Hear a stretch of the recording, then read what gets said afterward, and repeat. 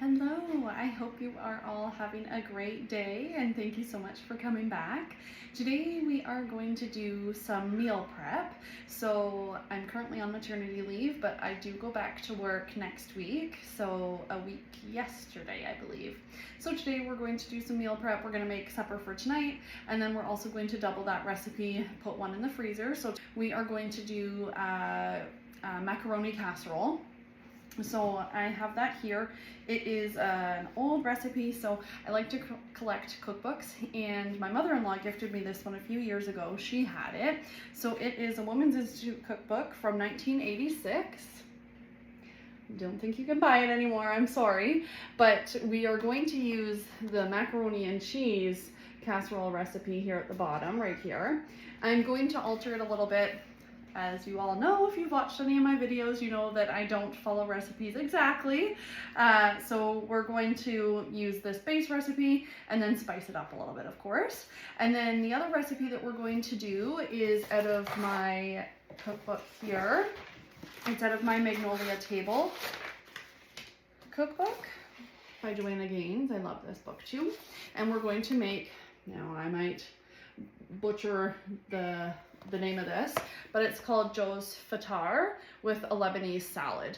So I'm going to just pre-make the fatar, and I've made it in the past and it freezes beautifully as well. So I think I'm just going to, sorry if you can hear the cat in the background. I think I'm just going to make a single recipe of this because it does make quite a few. Of course on the rest, it makes 24. But I feel like the last time I made it, it made a lot more. We'll see what happens with that one anyways, but I'm just planning on making a single batch of that one. And then we're also going to marinate some chicken, to put some marinated chicken in the freezer just for a quick protein that I can kind of pull out in the morning, throw in the smoker in the evening. And if we have time, we might pick some jalapeno peppers from the garden and get those diced up and into the freezer.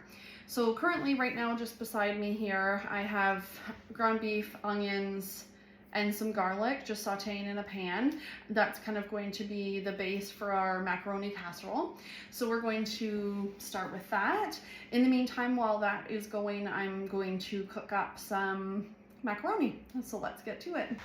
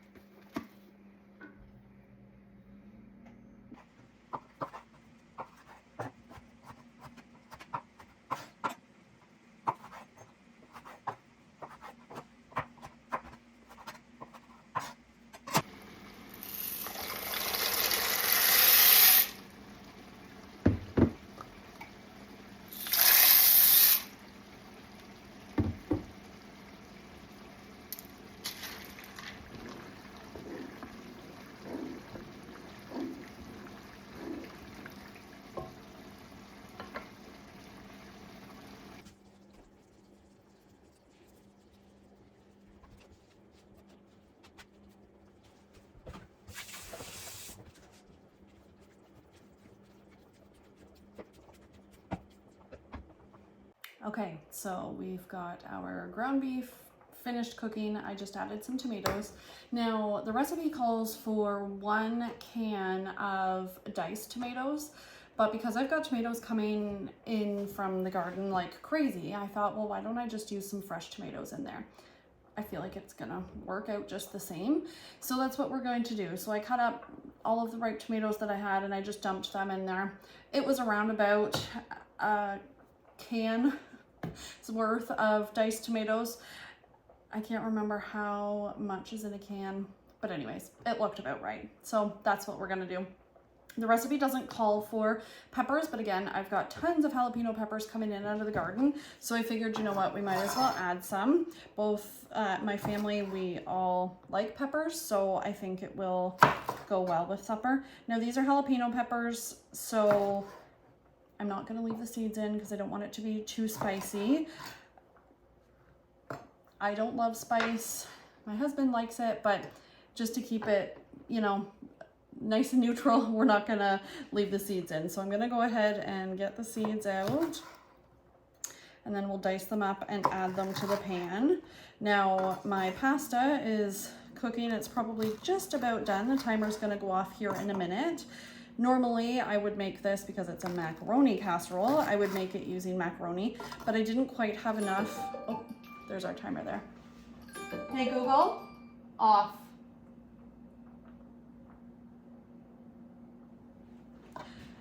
What was I saying? Oh yes, because I'm doubling the recipe, I didn't quite have enough in my macaroni package left. I only had half a package.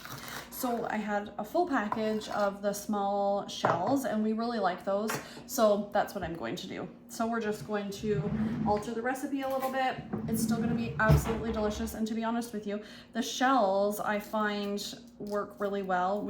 I've done it this way before, because they kind of, you know, they scoop up all the deliciousness of the sauce, and you get some ground beef and everything in there. It's just kind of a nice sauce holder.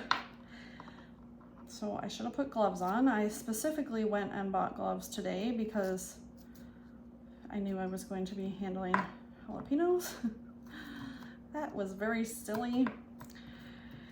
I don't know if you watched my previous video.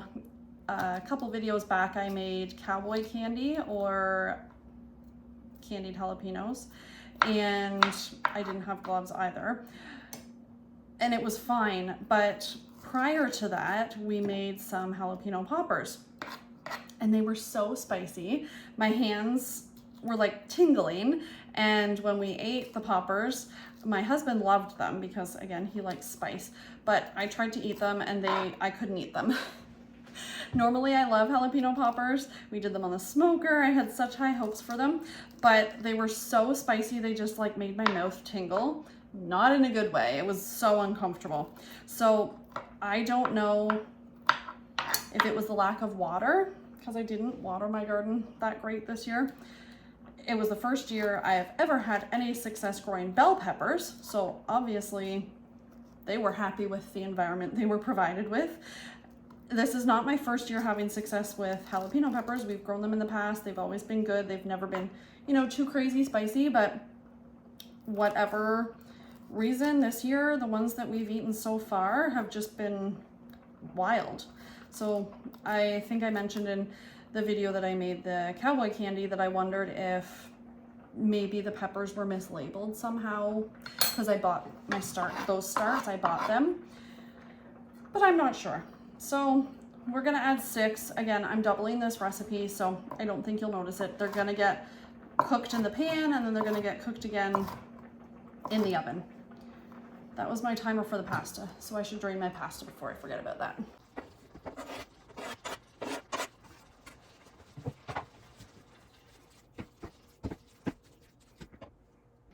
Okay, so I've got our ground beef mixture just simmering away so that the peppers and the tomatoes can kind of cook down a little bit. I've got one of my frozen garlic pucks here that I'm going to go ahead and pop in. So that's probably about a tablespoon and a half of garlic. We really like garlic, so I think the flavor will be nice. Usually I'll kind of taste it before I combine it, but we'll see what happens. So that's just going to melt in, continue to cook down with the rest of it. And now we're going to get started on our sauce. So this is a really easy old school recipe. So it actually calls for 2 cans of condensed mushroom soup. So, well, it's actually 1 can, but because we're doubling it, we're going to add the 2. So we're going to go ahead and get that into this pot here. There we go. And then we also need, if you are just making a singular recipe, it's half a cup, but because we're doubling it, we're gonna add a full cup of milk. Just gonna add that there. I'm just gonna grab a spatula just to scrape out the cans. There we go. This little spatula might be one of my favorite kitchen gadgets. I use it all the time, it's so handy. I should really order another one. It came from Pampered Chef, as does most of my cooking utensils. I really like their products.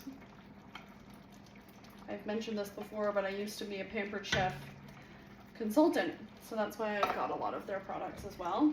But I've loved it for a long time. So I'm just going to kind of give this a stir. It doesn't have to be perfect because I still have to add the cheese. So I'm going to go ahead and get the cheese shredded before. You know what? Maybe I will add the macaroni.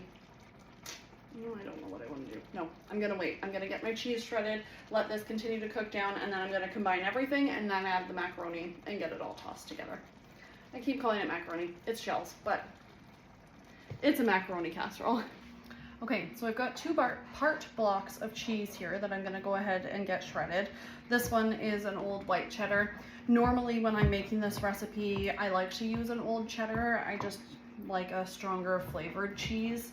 In this casserole, I like to be able to taste it.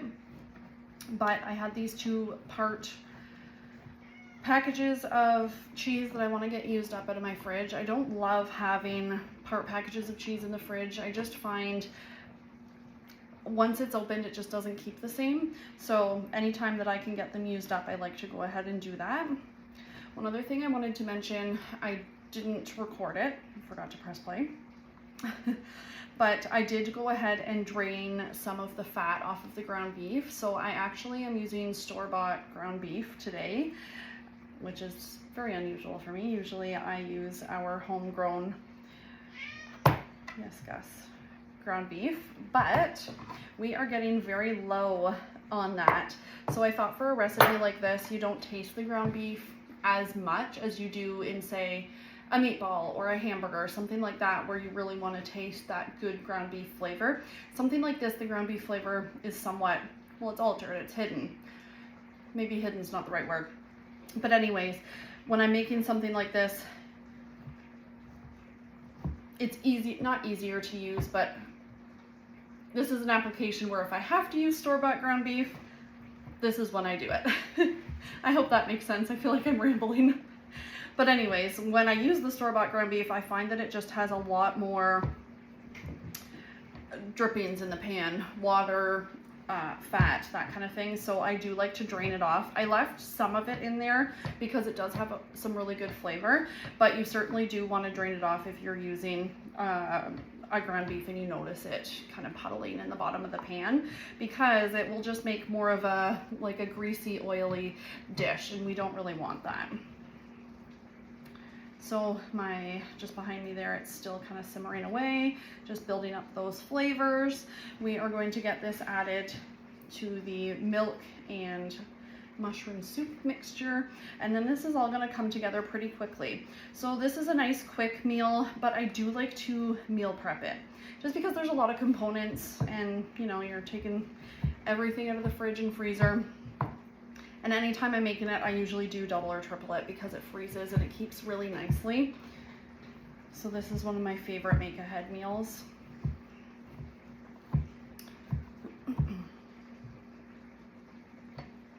We've had, so what is today? September 10th, I think today is. So normally this time of year, we're still kind of experiencing summer temperatures.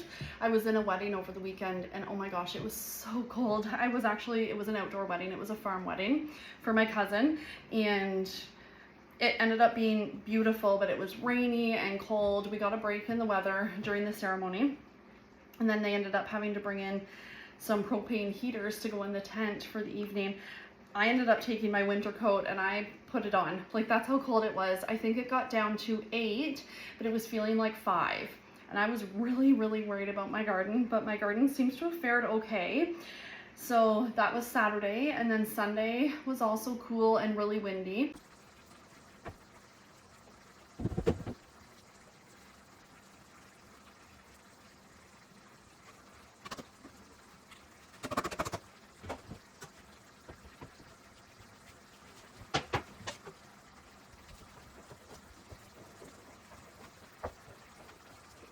Okay, so we're gonna get it all combined together and bring it together for the final product. So I'm going to add this pan here with my ground beef mixture into my creamy mixture.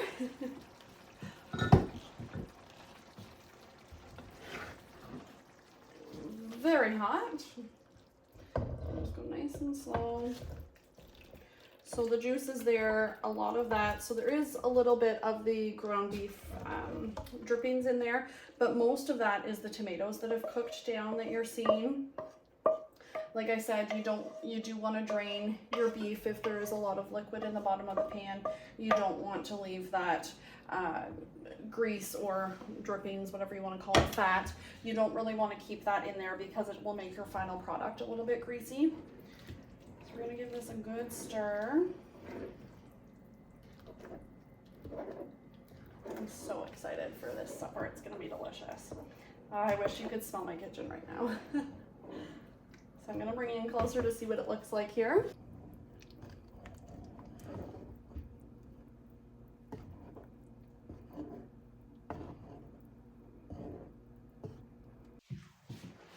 Okay, so I have all of our components here. Now, normally when I make this, I would just add everything together in one pot and give it a mix. But because we've doubled it, I should have used a bigger pot for the sauce. My bad. Anyways, because of that, I'm just gonna put half of the noodles in this pan here, give it a mix, and then we'll add our sauce, and then we'll combine the rest of them as well.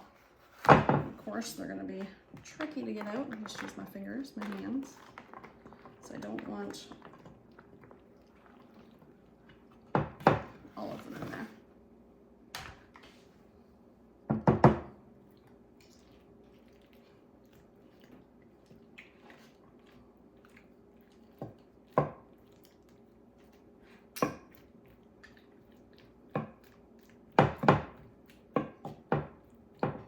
Okay, so I'm gonna put half of the sauce over them now.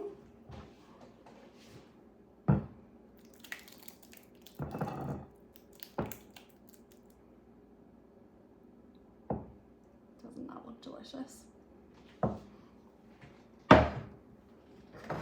We'll give it a little mix.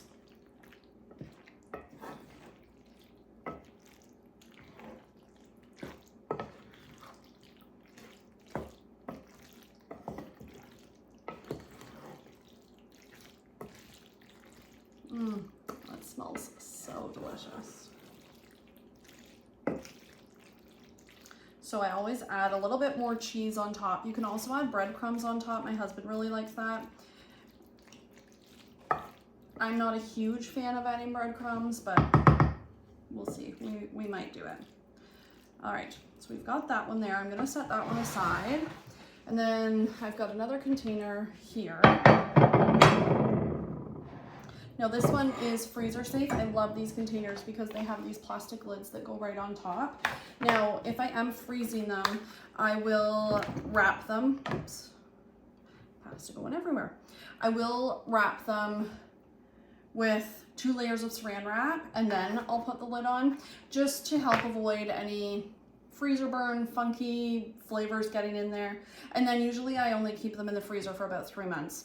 Honestly, they never last that long, but I'll put the date on them, and if I notice, you know, that we're getting close to it, we always use it up. Or I end up gifting it to someone that's had a baby, or, you know, someone who's sick, that kind of thing. That's another reason why I love to have freezer meals, is you just never know when someone might need a meal. Pop that in the sink. We'll get this pasta broken up a little bit. Now, I think I overcooked my pasta a little bit. Typically, when you are doing this recipe, you want to slightly undercook your pasta because it's going to bake in the oven. So it goes in for 350, at 350 for 30 minutes. Now, usually it goes in from this state, like you make it, and then it goes right in the oven, so it's already, you know, pretty hot. When I make it ahead and I've either got it, well, usually it'll go like thawed in the fridge. I find it does take closer to an hour just because it's cold. Okay, let's get that beautiful sauce on here.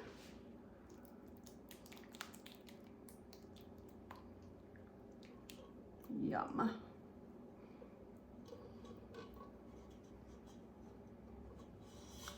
little spatula back.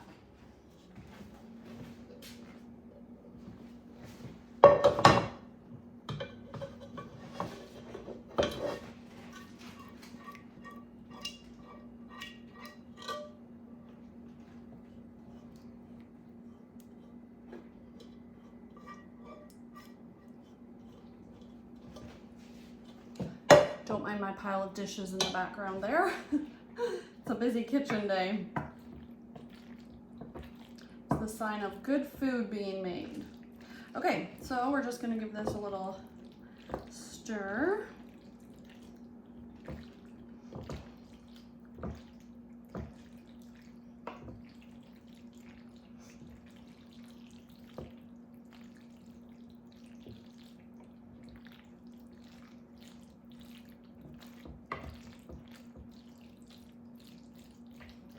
Perfect.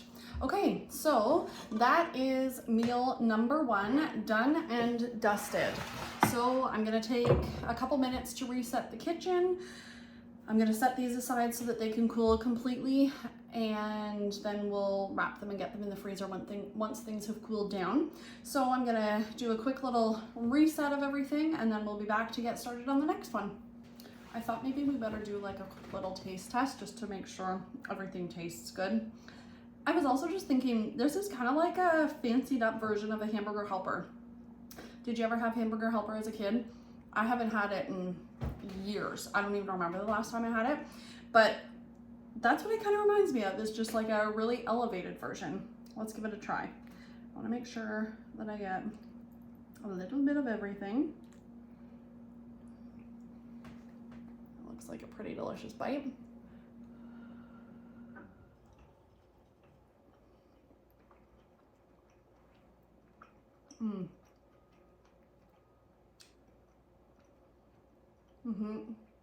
That's really good. Oh my gosh, that's really, really good. You taste the peppers. I'm not getting any heat, which I'm really happy about. And you get the tomato. That's good. And I think as these sit, you know, like recipes like this, as they sit, they kind of like marinate and they get better. Oh, I'm so excited about this one. This is really good. You have to make this one. Okay, so we're gonna start with getting our onions diced up. So the nice part is these are onions from our garden. This is the first time using them. So I just got them cleaned up and gave them a good wash. And just from doing that little bit of cleanup to them, my eyes, I don't know if you can tell, they're already starting to water. Not sure if that's a good thing, but the onions must be pretty potent. So we're just gonna get them cut up, and then we're going to get them into the pan to start frying them in some olive oil. And then we're going to add our ground beef. Actually, I'm gonna add some garlic and then some ground beef. The recipe calls for, I think it's garlic salt, but I would rather use fresh garlic. I have fresh garlic. Well, it's fresh frozen garlic, but I have that available to me, and I would much rather use that than garlic salt.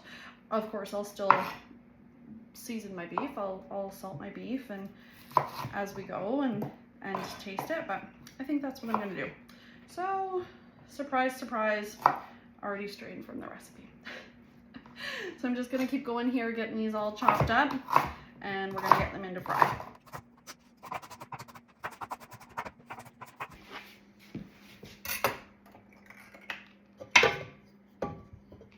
So I'm just using the same pot that we used for the macaroni casserole. It's got a lot of the same flavors in it, and it just saves me from doing some dishes.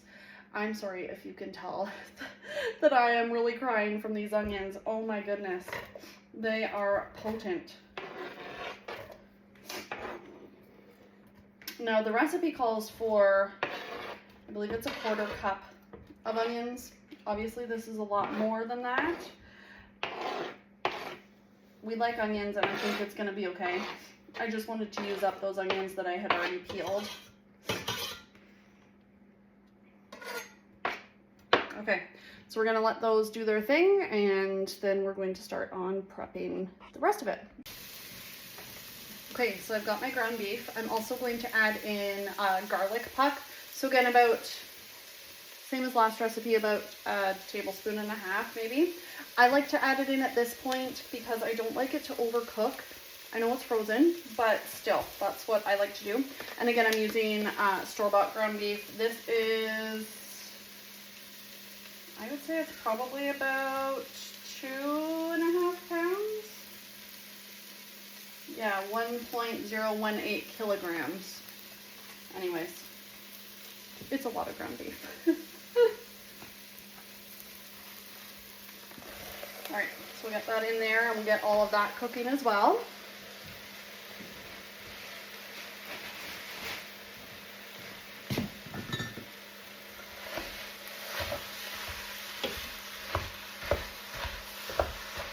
I also want to salt and pepper.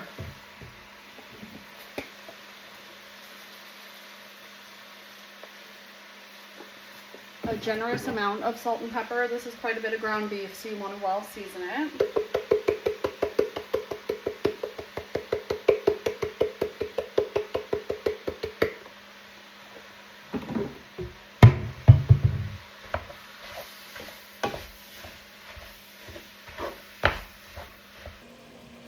Okay, so while our ground beef is cooking on the stove there, we're gonna go ahead and get organized for our chicken marinade. So we're going to do lemon smashed chicken. Now I just have one package of 5 chicken breasts. Typically I would separate them and do 3 in one bag, 2 in another bag, but I'm just gonna do them all in one bag because what we'll do, this marinade is pretty, I don't want to say basic, but it's got pretty neutral flavors to it. So what I like to do is we're gonna marinate the chicken, throw it in the freezer, and then when I know that I'm gonna use it, I pull it out usually the night before, morning of, put it in the fridge. As it thaws out, it's going to marinate even more, which is amazing. It's really gonna get those flavors in there. And then what we'll do is we'll have it as a grilled chicken, you know, with potatoes and veggies or whatever, one night. And then the 2 chicken breasts, well, there might be more than 2, but the chicken breasts that are left over, we'll repurpose probably into quesadillas or chicken Caesar wraps or chicken Caesar salad, something like that, chicken pot pie. It's just so nice to have your protein already made, ready to go, and then you can just throw it into something. So currently we are going to zest and juice our lemon. A little trick that I've learned is with your lemon, roll it out before you try to juice it. That just kind of loosens up the juices inside. It also gets your essential oils kind of moving around too in the skin. So first off, let's get it zested. All right, so we're gonna get our lemon zested. I cannot find my zester, but if you have a box grater like this one here, there is these small holes on this side and it works great to zest citrus. So that's what we're gonna do. We're gonna zest it into a bowl, and I'm actually gonna juice the lemon into the exact same bowl too. So we're just gonna get going. So you just zest it as you normally would, but it's just kind of upright like this. And when you're zesting citrus, you don't want to get into the white. So the white, or the pith as they call it, is quite bitter. So you just want to make sure that when you're zesting it, you're not going too deep. And that's actually a nice thing about this zester, grater, whatever you want to call it. It doesn't, I find it easier to control than my little hand zester. I don't know if that's what you call it, but so see how I'm just going below the skin there? That's what you want. So we're going to zest this entire lemon. I love lemon zest. If you're ever looking to increase the lemon flavor in something, whether it's cooking, baking, salad dressings, oils, anything like that, use the zest. That's where all the essential oils are, and that's really going to amplify the lemon flavor. It's absolutely delicious. I love adding it to salad dressings. It really just kind of boosts that fresh brightness. I love citrus. If you're not somebody that likes citrus, maybe just use half the amount of lemon zest. Now this recipe, it's really simple, it's super easy. This is about the part that takes the longest, which really doesn't take long at all, but it's got some interesting ingredients. which you'll see. So it calls for Worcestershire sauce. I don't know how you say it, but that's how I say it. All right, that looks good. So we've got most of the zest off of there. Anyway, so it calls for Worcestershire sauce, lemon juice, lemon zest, olive oil, salt, pepper, oregano, chili flakes. And I think that's about it. So it's really easy, but kind of like an interesting grouping of flavors. But I promise you, it is delicious. It always comes out so moist on the smoker. That added smoke flavor is just chef's kiss. Oh, it's so yummy. Okay, so I've got my zest here. That smells delicious. I've got my handy dandy juicer. Give it a little roll, and then we're gonna get it cut in half. We don't need the piece of onion on the knife. And we're gonna get it juiced. So if you don't have a juicer, like, you don't need a juicer, it just makes life a little bit easier. My juicer is ancient, but it still does the trick. It's plastic, so I always worry, you know, that I'm putting muscle into it and that one of these days it's gonna break, but so far so good. Beautiful. I've got my garbage bag out here beside me. Makes cleanup that much easier. Oh, my nose is still running from cutting up those onions. Gosh.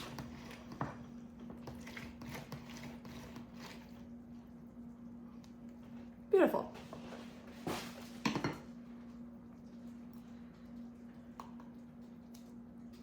And I always just give a little shake. Any of the extra kind of flesh, it's okay if it gets in there. You just don't want the seeds in there. Dump the rest of it in the garbage. That can go in the sink. So there's our lemon juice and zest. So I've got my pre-labeled bag here. So I'm gonna wait to put the chicken in last. So if I need to taste it, I can do like a little tasting. You don't want to taste it once the chicken's in there, of course. Oops. Okay, so I've got my bag out here. I think I'm going to add my spices before I add my liquid ingredients. That just makes life a little bit easier. So now it calls for half a teaspoon salt and pepper and half a teaspoon oregano and a pinch of the red pepper flakes. Because I'm doing a little bit more chicken than the recipe calls for, I'm gonna do the full teaspoon salt, pepper, and oregano. And I know that that will be good.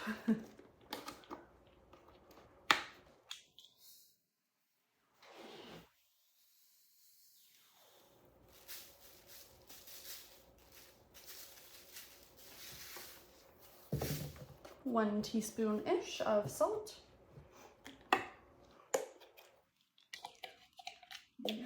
Low on my pepper.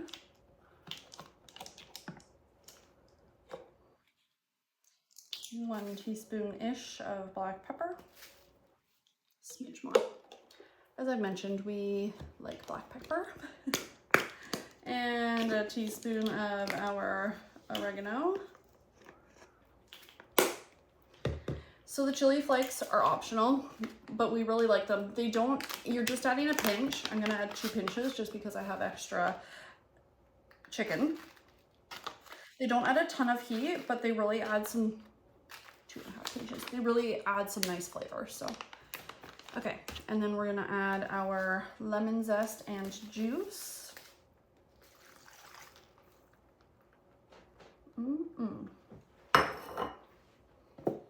And then it's really easy. It's just a 1/4 cup of Worcestershire and a 1/4 cup of olive oil.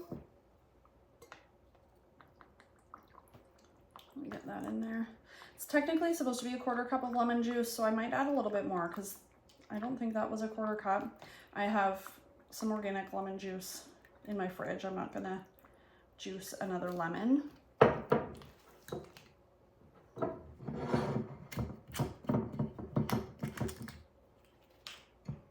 And our olive oil going in, a 1/4 cup of that as well.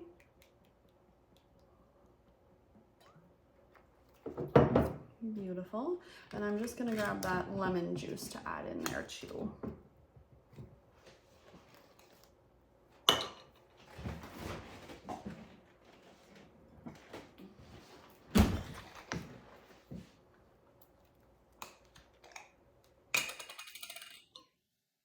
I'm just gonna, I don't know, a splash more. I don't think you can have too much lemon juice, to be honest with you. Okay, just give a little shake. And then we're gonna get our chicken breast in there.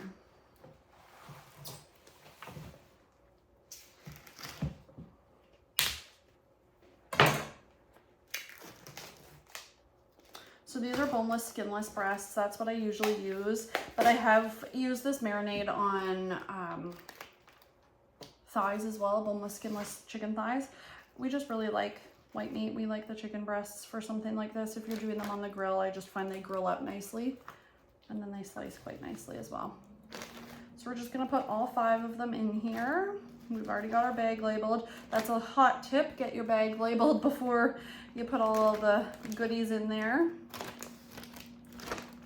Just gonna prop that up. I want to get this stuff in the garbage.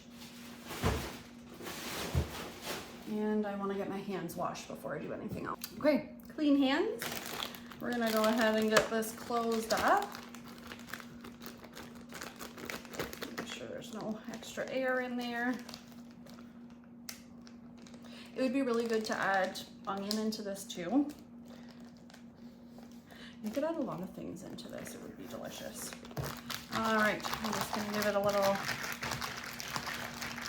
massage. Make sure that marinade is all mixed up and coating that chicken completely. All right, and there's another, well, that's potentially 2 meals prepped right there. So we're gonna set this off to the side. Actually, yeah, I'm just gonna set this in the fridge for right now because I want it to get a little bit of time to marinate in the fridge before we freeze it. Now, of course, that olive oil, it's gonna solidify once it sits in the fridge for some time, but that's okay. It's gonna be solid in the freezer anyways. So we're just gonna pop that in the fridge for now, and then we'll get it into the freezer later. Let's continue on with our fatar. Okay, so our ground beef mixture has cooked. So we've got our onions, our garlic, salt and pepper. Ground beef is cooked. Now for this part, we are supposed to add some shredded hash browns. So I am in Canada, Ontario, and I have never been able to find shredded hash browns in the grocery store. I make my own a lot of the times, but I don't have a ton of extra time today, so I'm not gonna make my own. What I'm gonna use is a bag of frozen tater tots, but I'm gonna like break them up in the pan, and I think that should work sufficiently. I've made this recipe before and I just used hash browns, and hash browns in Canada, they're like diced potatoes that you like fry up with breakfast. There's hash brown patties too, but anyways, with hash browns it was really good, but I think it'll be even better with the tater tots. So we're just gonna add this in here, and I think it calls for an entire bag, but let me just double check. Okay, so it calls for 2 cups. So I think I'm gonna measure them out roughly. I actually do have my 2 cup measure right here.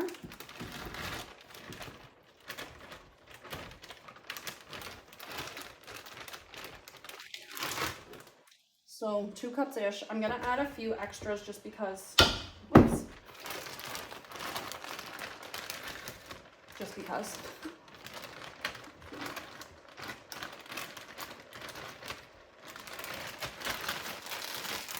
All right, so those were just partially frozen because I had them in the fridge. So I'm gonna let those kind of thaw a little bit, and then I'm just gonna use my meat mixer, and I'm just gonna kind of crush them and break them all up.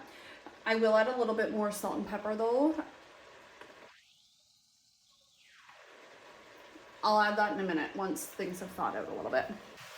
Okay, so while the fatar filling is finishing up over beside me there, I hope it's not too loud with the sizzling, but we are going to get started on the Lebanese salad. Now what I'm gonna do is I'm just gonna make the dressing for the salad right now, and then later on I will prep the veggies and show you how I pull it all together, just because I don't want the tomatoes and cucumbers getting, you know, kind of like soft. So that's what we're gonna do now. So for the Lebanese salad that is in the recipe, the cookbook, does not call for garlic, but I'm gonna add it. Are you shocked? So again, frozen garlic here. This is my diced frozen garlic that isn't in the pucks. So I'm going to do about 1.5 teaspoons. I'm halving the recipe for the salad. No, I'm doing 2 teaspoons. I'm halving the recipe for the salad just because we can't eat that much. So I think this is for, yeah, it's 8 to 10 servings. And there's 3 of us eating this tonight. So I don't want to have a ton of salad. Like, we don't like having leftover salad. It just is never the same. So we like salad. We eat a ton of salad, but we can't eat that much salad. So the recipe does call for onion in the salad. It calls for half a cup of minced white onion, and this is optional. We like onion. I'm using red onion. And I'm not going to measure like precisely to the cup. This is a small red onion going in there. We're going to finely dice it. Hopefully I don't start tearing up again. Normally when I do these cooking days, I'm much more organized and I prep all of my veggies at once. I know what I'm doing. I'm kind of off my game today. It's been a few months since I've done one of these meal prep days. I don't do them as much in the summer months as I do in the cooler months, but also because I'm going back to work next week, that's kind of lit a fire under my butt, so to speak. I think this will just make life a little bit easier for me. All right, so we've got our onion going in there. Again, not measured, but looks to be, well, I guess because we're halving the recipe, it's going to be about 1/4 cup. It's probably a little bit more than 1/4 cup, but that's all right. We like onion. Okay, so next we are going to add salt and pepper. So it calls for 1 teaspoon of kosher salt. I have pickling salt, and that's pretty well the same thing. So that's what we're using. So 1/2 teaspoon, so that's 1/4 teaspoon. Just a touch more. There we go, that looks about right. And I'm using my 1 teaspoon. I don't know why, I should just switch. For the pepper, it calls for 1/2 teaspoon, which would be 1/4, but I'm gonna do the full half because we like pepper, as I've mentioned. I'm sorry if this drives you crazy how I cook, but I can't help myself.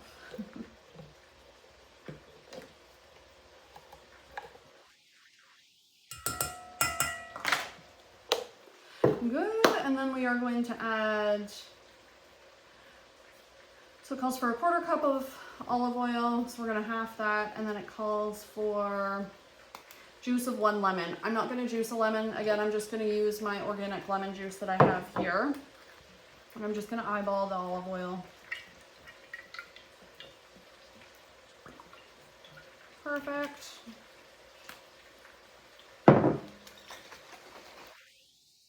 And probably about the equivalent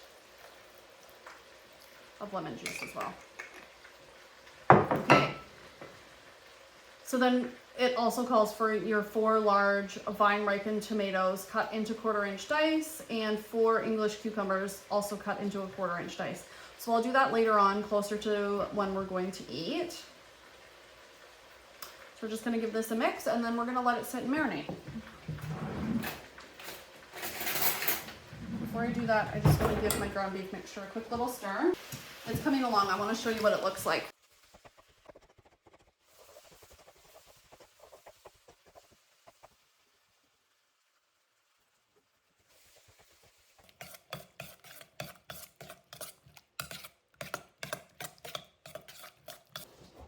Okay, so we've got our Fatar ground beef mixture here. So this is what it looks like now. So it's got the ground beef in there, it's got the tater tots in there, and now it needs to cool. So it needs to cool completely before I can make our Fatar, before I can combine everything. So we've got that, that's going to cool. We've got our salad dressing here. I'm going to just put a lid on that and leave that out on the counter to marinate. And yeah, so while this is cooling, I'm going to take a couple minutes to reset the kitchen because it looks like a bomb went off behind me there at the sink. So we're just gonna set this aside, let it cool. I might pop it in the fridge just to speed the process up. I think I'm gonna do that. I'm gonna put a lid on it, pop it in the fridge, and then hopefully by the time I'm done resetting the kitchen within about half hour to an hour, it'll be ready to bring everything together. Okay, we'll see you back here then. Okay, so we are back. We have our fatar filling. It is nice and cool, ready to go. I've got our secret recipe ingredient, a package of country biscuits. The refrigerator kind. It's a little cheat for this recipe. It is in the recipe, I want you to know. I'm not going off the label for this one, or off the record, whatever you call it. I'm following the recipe. I've got my cookie sheet with a parchment sheet liner. A little hot tip, whenever you're using parchment paper, you take your sheet, crumple it up. And that makes it a lot easier. It's not gonna, keep trying to roll up on your cookie sheet on you. And then it just kind of stays nice and flat. Works really well. All right, so let's get these guys opened up.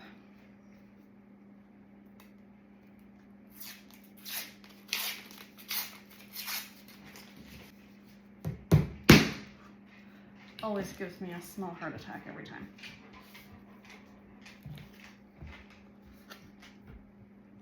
So the recipe states to use a well-floured surface. So I've got my surface, my island floured, and I've got a little cup of flour over here too, because we'll need to reflour as we go. All right, I'm just gonna set those just over here on my cookie sheet, ready to go there. And we're just gonna do one at a time. So we're going to roll this out.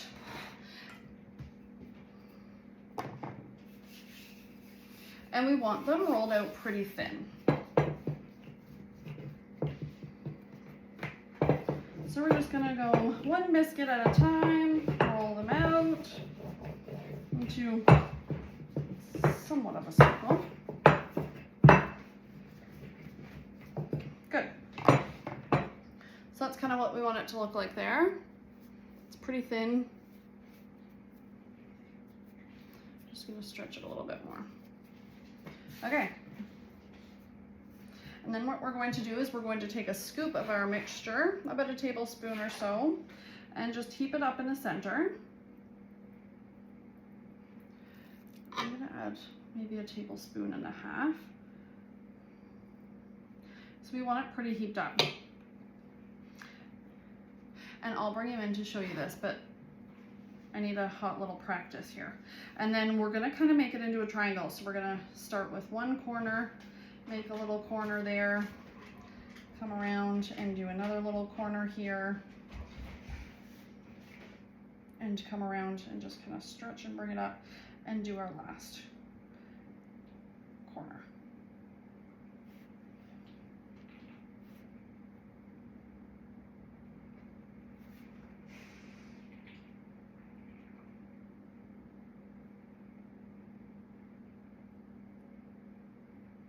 Gonna kind of like push the filling down.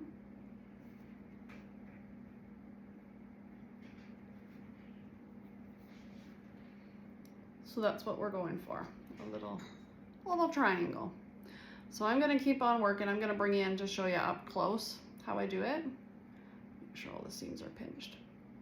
But we're gonna put this on our cookie sheet and keep on trucking.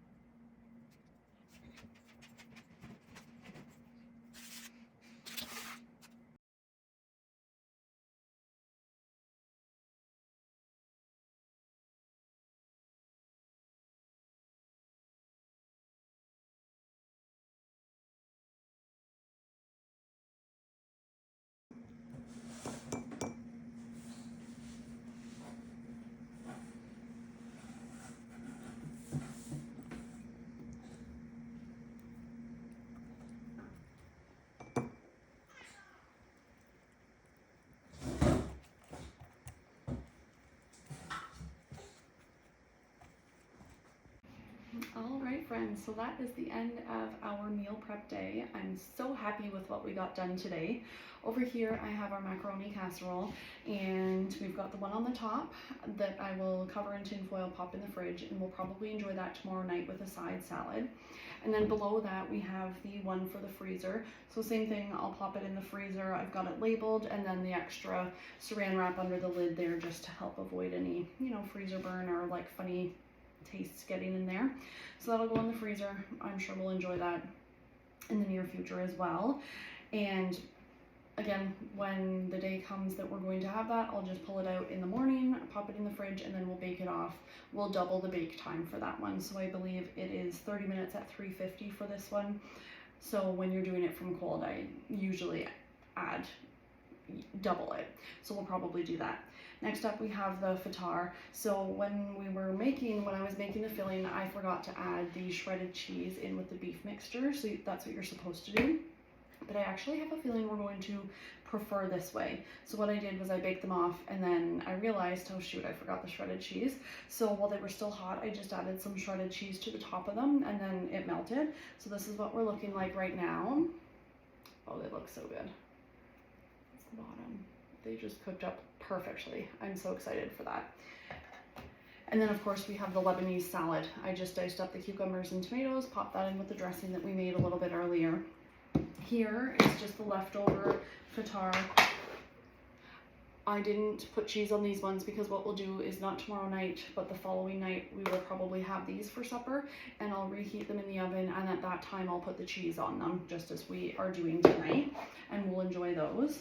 And then here in this container is the leftover fatar filling. So I'm gonna freeze this, and I've done this in the past. That's just what we're looking like. So I've done this in the past, and it freezes really well, and then you literally just pull it out, pop it in the fridge, it thaws out, and then that night all you have to do is, combine, pop it inside the shells, do that part. And then it's pretty quick and easy too. You just bake it off, and then delicious, easy weeknight supper. Over here we have our lemon smashed chickens. We've got the 5 chicken breasts over here that are marinating as well. So yeah, I'm super excited with everything that we got done today. I just wanted to thank you so much for being here with me today and taking time out of your day to spend some time with me. That's it for today's video, guys. Thank you so much for joining me, and I hope to see you again in the next one. Take care.